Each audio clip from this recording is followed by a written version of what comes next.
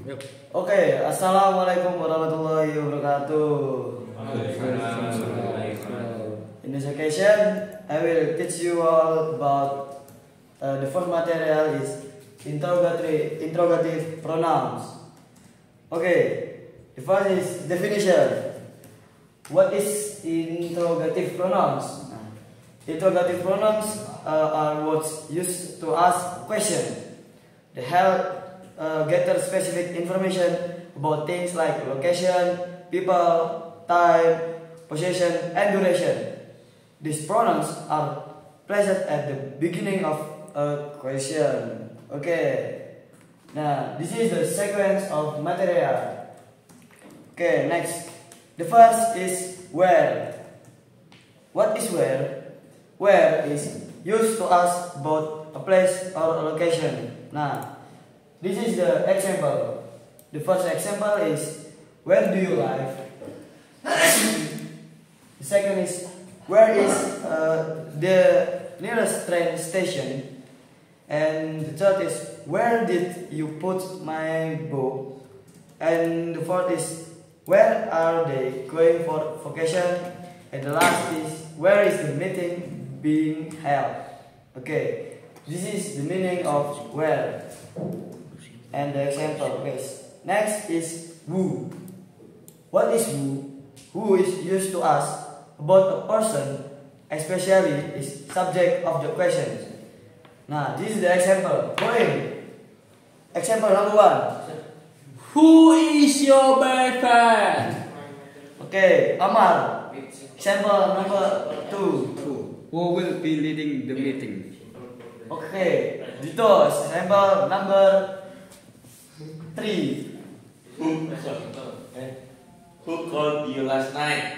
Okay, Pawas. Example number 4. Who won the game?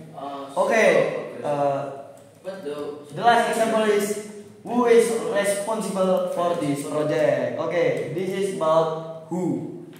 Okay, next to the third, that is how long. What is how long? How long is used to ask about the duration of time. Okay, example, Ataya. Example. How long will the movie last?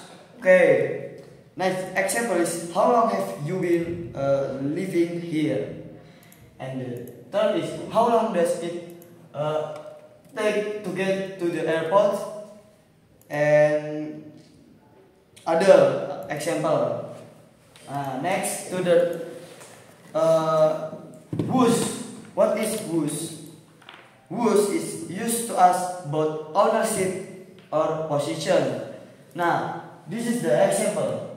The first is whose bag is this, and the second is whose turn is it to speak, and the third is whose car is parking outside, and another example. Okay.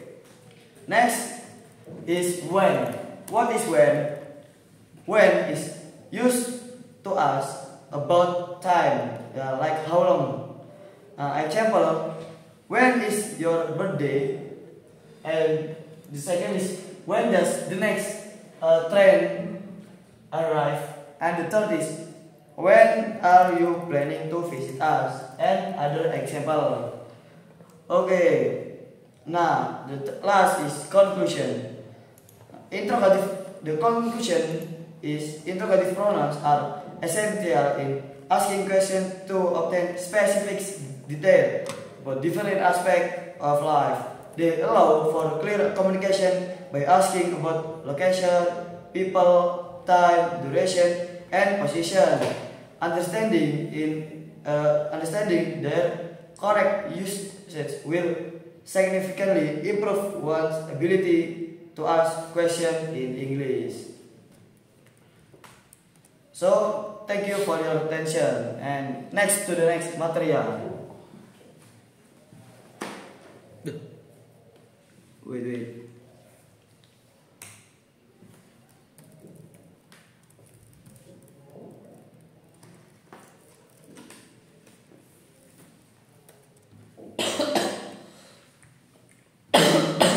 Okay, the next material is forming question with to be. The first is definition. What is forming to be with question? That is, the verb to be is used to describe a state, condition, or identity. It can be conjugated as am, is, are in the present tense, and was, were in the past tense. When forming question using to be, the verb is placed at the beginning of the sentence followed by the subject. Okay, this is the structure. This is two structure. The first is present tense and the second is past tense. Okay, next. Now, example with present tense. The first is, am I your friend? The second is he a she a teacher? And the third is, are they ready for the trip? And this is the example of present tense. Next, example of past tense. Was he at, the first is, what he at the meeting yesterday? And the second is, what the movie interesting? And the third is, where they at the concert last night? This is the example of past tense. Okay, thank you. This is my second material. Next to the third material.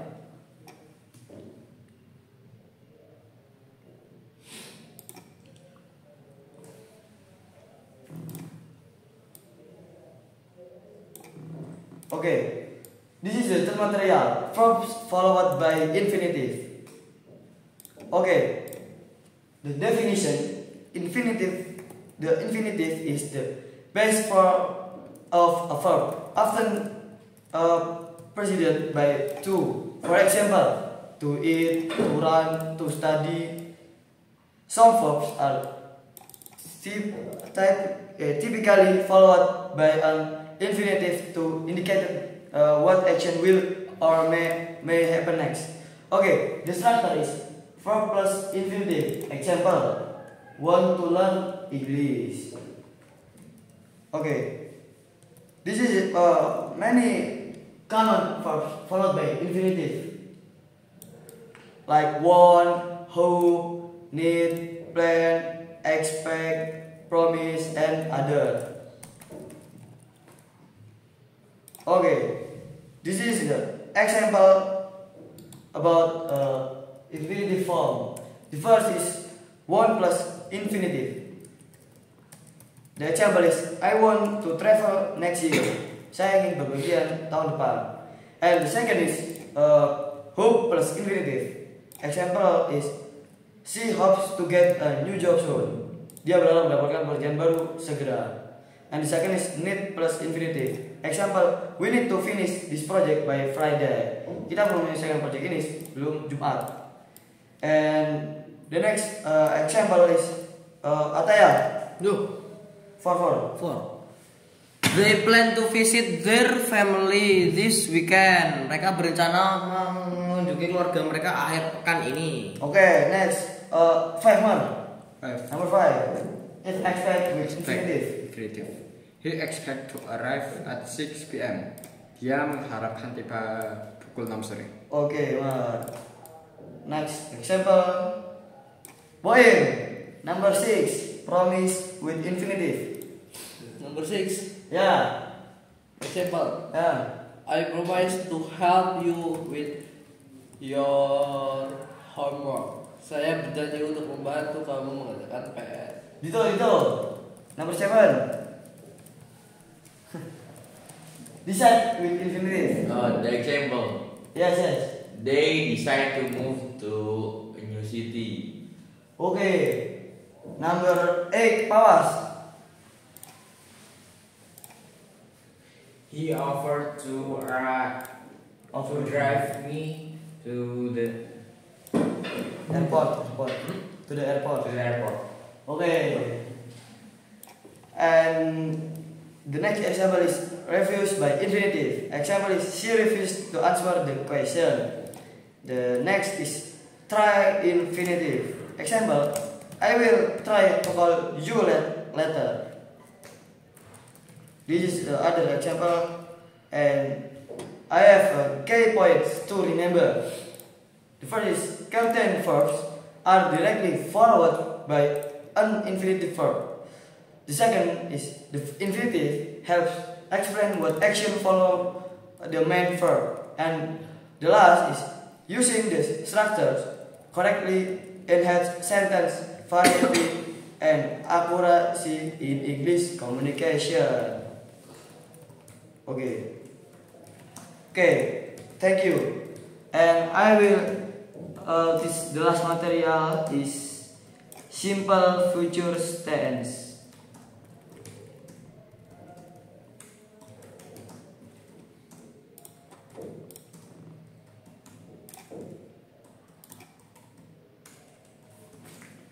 Okay, and this is my last presentation about material that is simple future tense. What is simple future tense? The simple future tense is used to express an action that will happen in the future.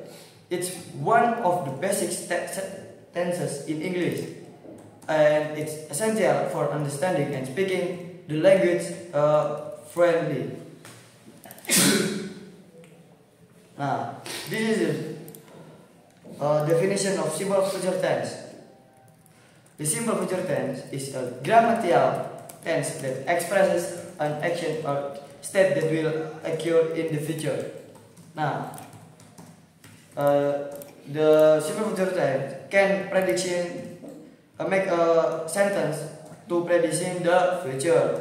It's used to describe events that are expected to happen in the future. And the second is expressing attention. It can also be used to express plans, promise, or prediction. Okay, this is the structure of simple future tense. The first is subject, the second is will, and the third is main verb. This is the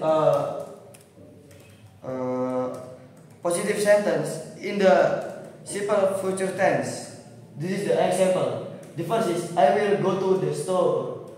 The speaker intends to visit the store in the future. And the second is the sun will rise tomorrow.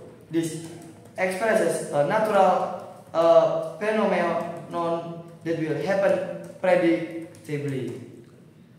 And the next is negative sentence is in simple future. Now the structure is subject, will not, or won't, and verb. This is the example. I will not go to the store, and the sun won't rise tomorrow. And the next is interrogative sentence in simple future tense. The structure is will plus subject plus verb and plus question under. And the example is will you go to the store, and the second is will the sun rise tomorrow. And this is the other example about simple future tense. The first is I will travel to Europe next year, and the second is he will graduate from university in June, and the third is she will give me a gift for my birthday, and it will rain tomorrow, making a prediction. Okay. Summary and key points. The simple future tense is a fundamental grammatical tense in English, and you must remember the structure, and you must try to be better with simple future tense. Okay, so maybe this is my presentation about four material: interrogative pronoun, forming with to be, verb followed by infinitive, and simple future tense. So, and sorry if I make mistakes. The last essay, wassalamualaikum warahmatullahi wabarakatuh.